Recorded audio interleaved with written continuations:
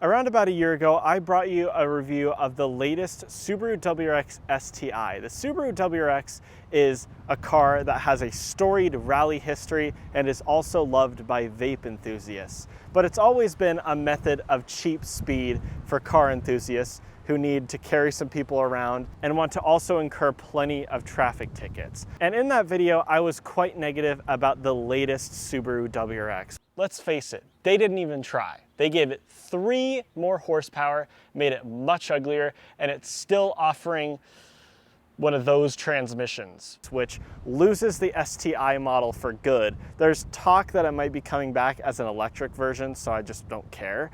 And it only has a 3 horsepower increase over the outgoing WRX and no increase in torque, and it still offers the continuously variable transmission, which Subaru has been trying to push on buyers with a special WRX GT model, which offers Recaro seats, which look really comfortable and excellent, and adaptive suspension. So I was not very positive about the new WRX last year, because on paper it doesn't seem very appealing, and if you have eyes, it also doesn't seem very appealing. But I haven't even driven the new WRX yet, so I think I should at least give this car a chance and bring you a full review of it today. So with that being said, let's take a full review type tour of the latest Subaru WRX. Another thing that was quite controversial with the latest generation Subaru WRX is the way that it looks. It's got some odd proportions and weird shapes dashed about, but most notably, the most controversial thing are the fender flares, which are plastic and have this cladding element to them that makes the WRX look more like the design target was a Crosstrek sedan rather than the latest version of the WRX. The only 2 design elements that are shared with WRXs of old on this latest generation are,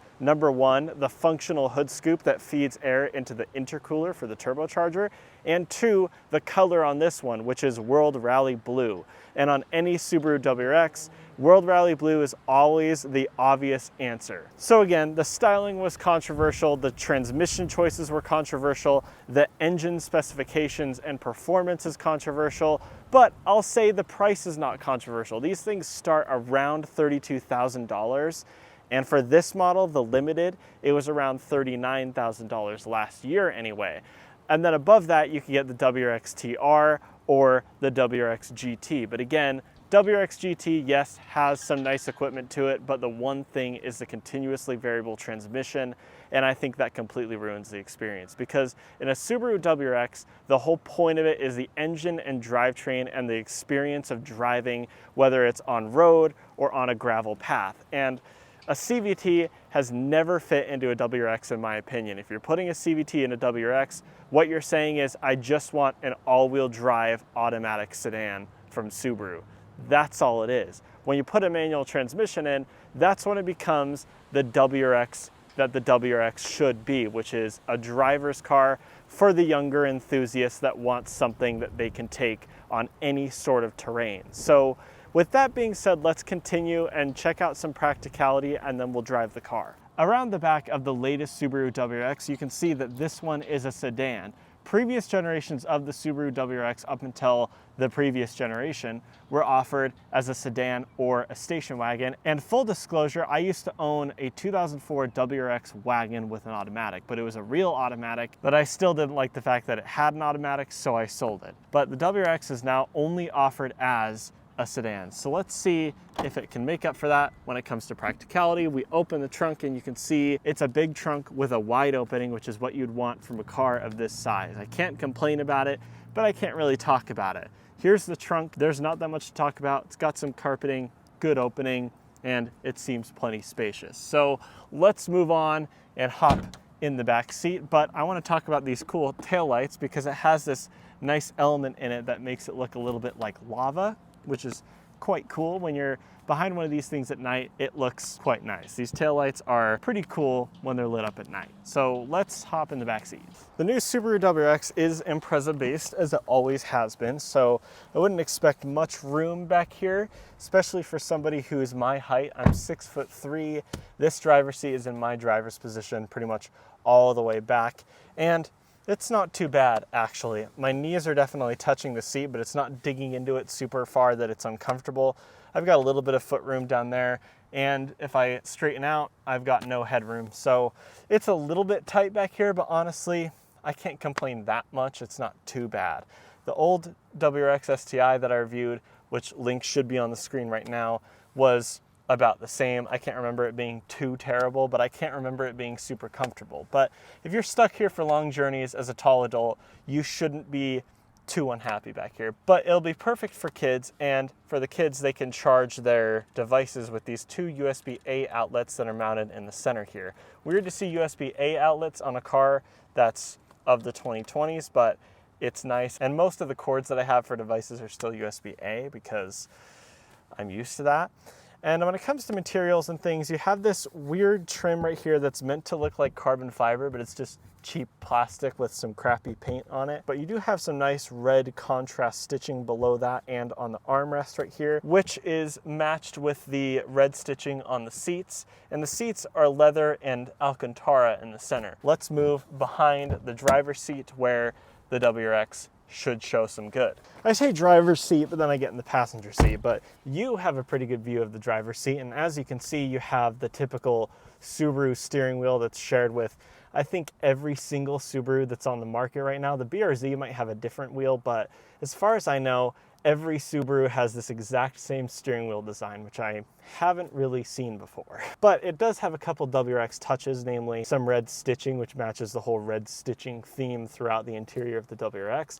Also, in case you forget what you're driving, which might happen if you're in a WRX with a god-awful Subaru performance transmission, then you can look down there at the center spoke where it says WRX on some more of that weird, cheap, crappy, fake carbon fiber trim right there.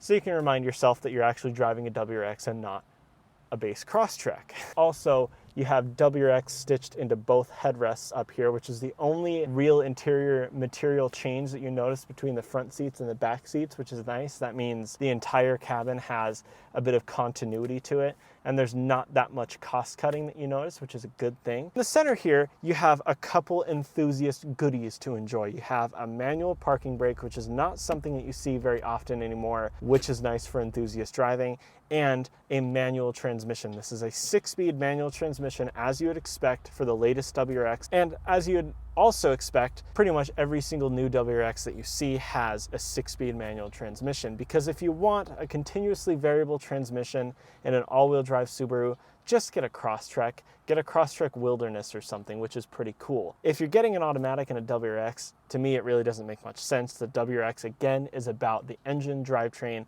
and the feel of driving, so the 6-speed is what makes sense here. Let's move up to this huge infotainment screen. You have this massive touch screen right here, but your climate controls, which are mostly touch buttons, are fixed in the bottom of the display and they never move. But you still have some regular buttons and knobs, like for your air temperature or your volume dial. You also have heated seats right here, which is very nice, and you can go through all these menus, and it's pretty quick to respond to your touch, and it's just nicely laid out. I like how I have the temperature, the time, and either the location or the radio station or audio source at the top, climate at the bottom, and everything else in the middle. It's just smartly laid out, and it works quite well. And that, I guess, is one improvement over the old WRX. But in a WRX, I don't think infotainment is important to people. Engine, drivetrain, driving experience, that's what's important. So let's move this along, talk about the fact that it has an analog gauge cluster over there in front of the driver, which is nice. You got all the information that you want in a WRX. You have your speed,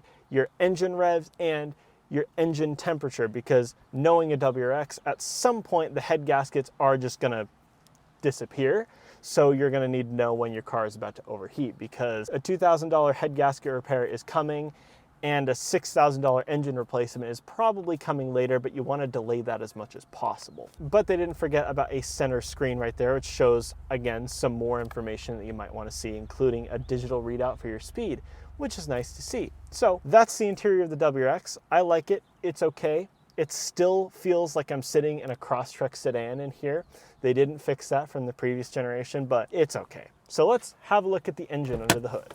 All right, let's have a look at the most important part of the WRX, the engine, and the fact that you're going to be opening this hood quite a lot if you buy one of these.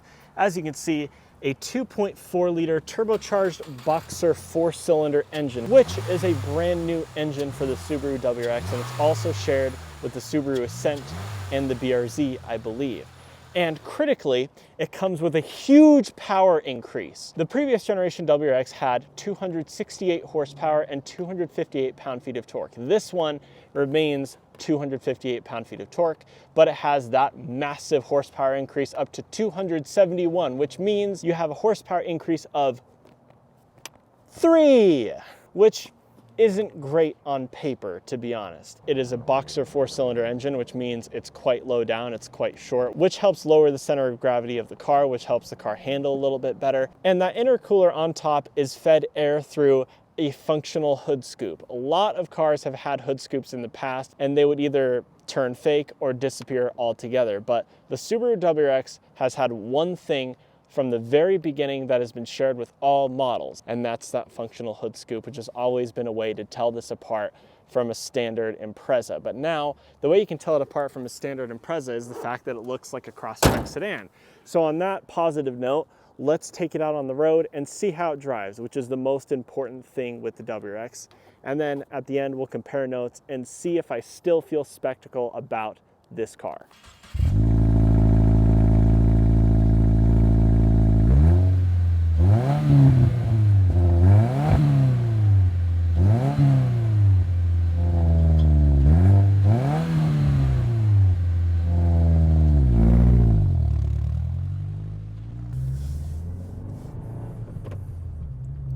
Here we are, at long last, driving the current generation Subaru WRX. Now, one thing right off the bat is it has that Bengal era BMW turn signal where you activate the turn signal and then it returns to the center. I don't know why they needed to copy that of all things, but it's a bit annoying.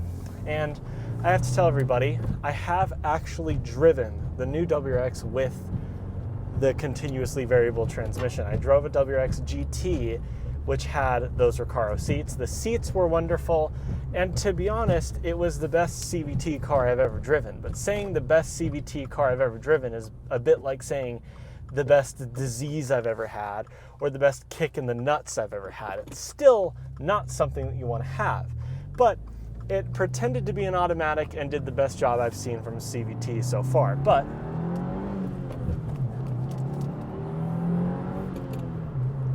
nothing compares to rowing through your own gears and listening to that Subi rumble coming from that Boxer 4-cylinder. They say that the power delivery is a bit better. It's a bit less laggy, and I can kind of see where they're coming from with that. There's still a little bit of turbo lag, but to be honest, in this type of car, that's kind of part of the experience. The turbo lag makes it a little bit more different from everything else that you see driving around. Favorite bit of road here. Let's see if that extra 3 horsepower makes any difference.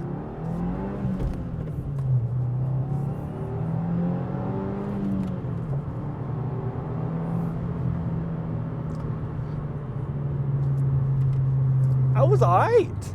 That was okay. I mean, driven more exciting cars, but to be honest, when it comes to the GR Corolla that I've also reviewed, this is about the same level of excitement for probably, what, 10 grand less? So I would say I would have this over the GR Corolla. And this manual transmission is great to experience. The throws are quite long and it's quite tall, but you feel so good driving it. It's so easy to get used to. The notchiness and feel of this manual gearbox is perfect. It's one of the best manuals ever. It just slots into gear so satisfyingly. Every single gear shift that you get in this car is a pleasure for your right hand, that's for sure. And this clutch is very easy to use as well. I sat down in this car for the first time, started driving it, and it's like I already owned the car. It was just so easy to get used to. That grab point was easy to find, and I didn't at one point come anywhere near stalling it or over revving it to get it to go. It was just so easy. It's not super noisy or anything, and it's very comfortable, actually, I have to say. It is quite comfortable over bumps. This is a great everyday car. It's good. I do like this new WRX. I do like it. I'm not sure I'm sold by how it looks, and I'm not sure I'm sold by its performance. It doesn't really feel super fast, which is what I was kind of expecting. The old WRX, which I have driven the normal version of the old WRX, it feels around about the same, but it's been a while, so I'd have to drive one of those again. When it comes to excitement, I feel like this matches the old STI, which is kind of what you want for a next generation WRX. You want it to be as exciting as the old STI, and it's unfortunate that this is it. You can't do any higher than this. This is the most amount of power that you can get in a manual transmission Subaru right now, and that is really very unfortunate. And then it all comes down to the price.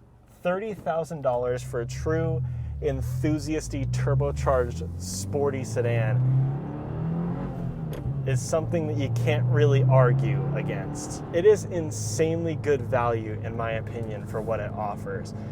Again, manual transmission and almost 300 horsepower and all-wheel drive in an everyday car that still has the capability to set your pants on fire, and it's very connected, very nice to drive overall. For $30,000 new, and you can find these things low 20s, I bet. I mean, it's really hard to argue.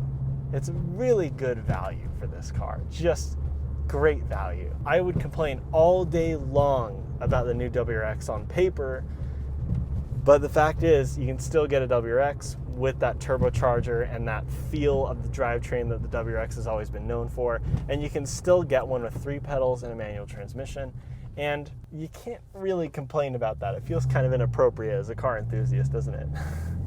I just wish they put a little bit more power into it and made it look a little bit less like a sedan Crosstrek. But for the value, I mean, if I were to buy a new car as a 24-year-old with the budget that I have, I could get a WRX, and that is pretty good, and I'm quite grateful for that, to be honest. I'm definitely sorry for what I said about the new WRX. It's a lot better when you really think about it than everyone's making it out to be. I just wish it was a bit more powerful.